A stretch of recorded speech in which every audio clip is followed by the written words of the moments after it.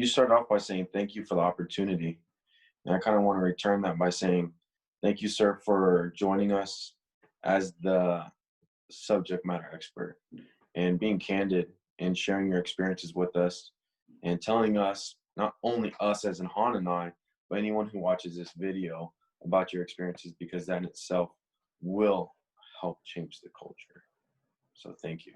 Thank you. And again, I do want to emphasize that a lot of these are my opinion, my experiences. There are definitely people who will have differing opinions on what gender is, on their experience, what they think the best way is moving forward. This is just what I have learned from my own journey and from talking to other people.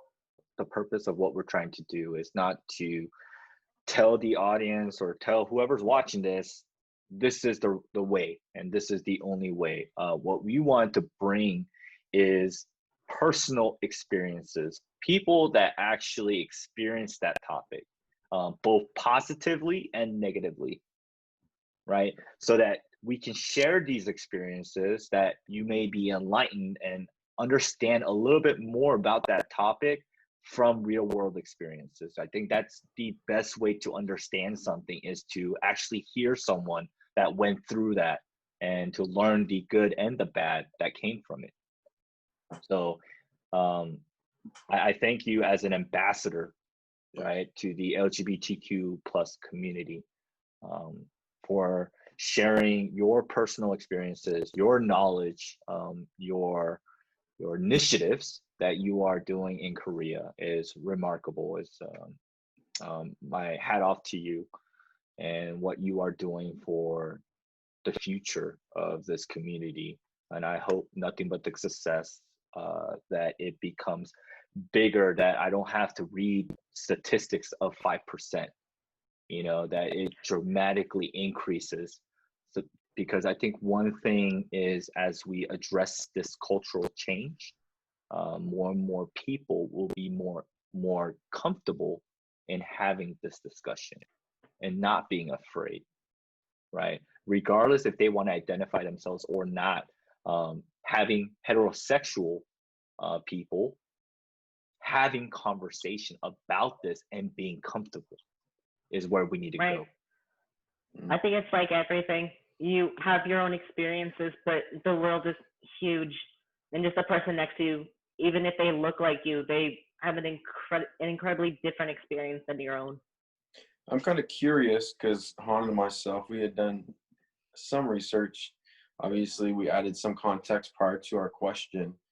Did any of it feel like it was whether loaded or as if it was guiding you in a particular direction? I appreciated the fact that through your experience, you haven't seen any difficulties when it came to promotions or moving up through the ranks. That's an example, in my opinion, that goes to show that we're not just out here to say that the community is being treated horribly in the military culture when it comes to their approach to the LGBTQ plus community is wrong, but it goes to show that in some sense things are being done well, but yet there's still some areas where we can improve, especially if people feel uncomfortable or they do have issues when it comes to respect or initiative or equality. So I think there's a couple of different layers to this. It does handle this really well as far as a small unit level exists regardless of the decision made by the Supreme Court recently in June. But then you do have to understand policy works a little bit differently with the military, right? And we're still working through some things. There are people fighting, at least for the transgender side of things, that it doesn't matter if you're transgender. Something I didn't mention, people who are transgender are big misconception. If you are stable on hormones, after 6 months, it's again, most likely case by case basis. You will go through a med board, receive a code, and you are able to deploy. The only thing I've noticed significantly, it affects the way that someone will receive hormones. For example, testosterone is usually done with a shot.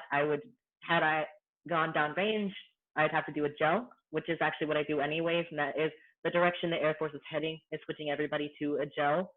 Conversations that are coming up, putting it out, I'm sure it differs unit by unit, which is the other thing I think it comes down to. I think definitely we have microculture, there's our opinions, our conversations. There's a lot of people who are willing to be disrespected in my unit within the immediate chain of command, but I have heard stories of people of different units, different career fields who have experienced any kind of adversity, being afraid, hearing those derogatory things being said in the workplace. So I think the biggest thing we can do as airmen, as first line supervisors, is to change the immediate culture around us. So there's a lot of things we do well with these initiatives, and there's definitely a lot of work that needs to be done.